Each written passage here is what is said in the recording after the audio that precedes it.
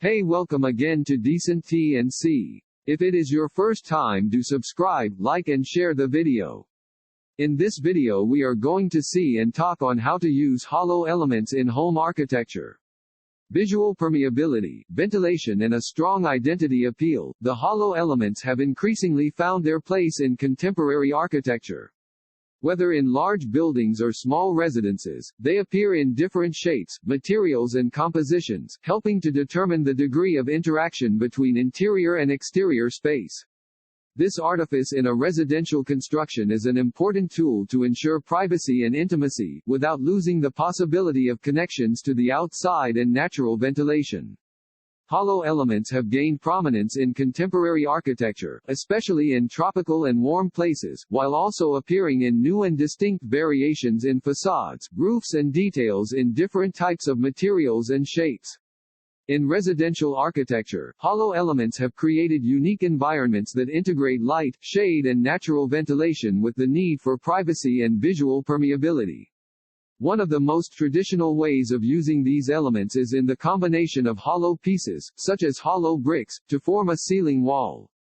This piece can be made of ceramic as in Ruby's Cube by Srijit Srinivas, Architects, in Casa Alegre by RAWI Architecture Plus Design and in the Bugambilias Apartments by Taller Mexicano de Arquitectura, or it can be made of cement, as in the cases of Breeze Blocks House by Tamara Wibawo Architects, Gabriela House by Taco Taller de Arquitectura Contextual or Atelier House at Charlotte Village by Grupo de Arquitectura, which added color to the hollow concrete blocks.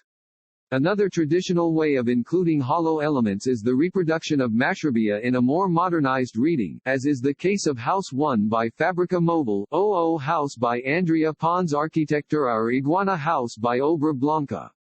In the first two, the large mashrabia panel is made of ceramic, while in the last one it is made of cement.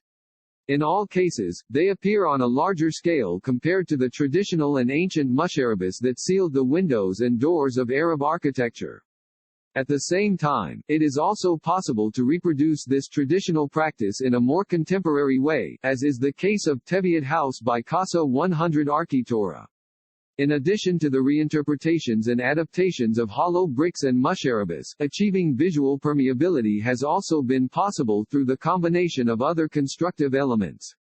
In some cases, an element is created for this type of shading and permeability, as in Andromadan's Araucara House, where the brise soleil is a hollow wooden element.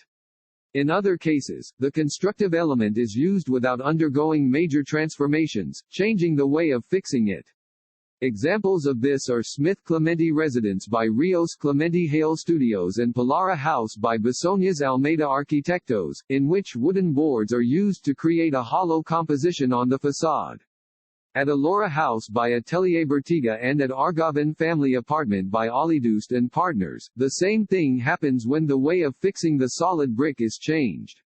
The hollow element is striking on the facades and therefore serves as an important identity tool for projects, as is the case of the BYN House by Cone Studio, which combines hollow metallic elements with vegetation, or the Chapire Residential Building by Bio Design Architects, which builds a facade pattern from ceramic bricks, or from the Forma Itame Tower by B720 Fermin Vasquez Arquitectos, which uses hollow elements and colors to compose its facade.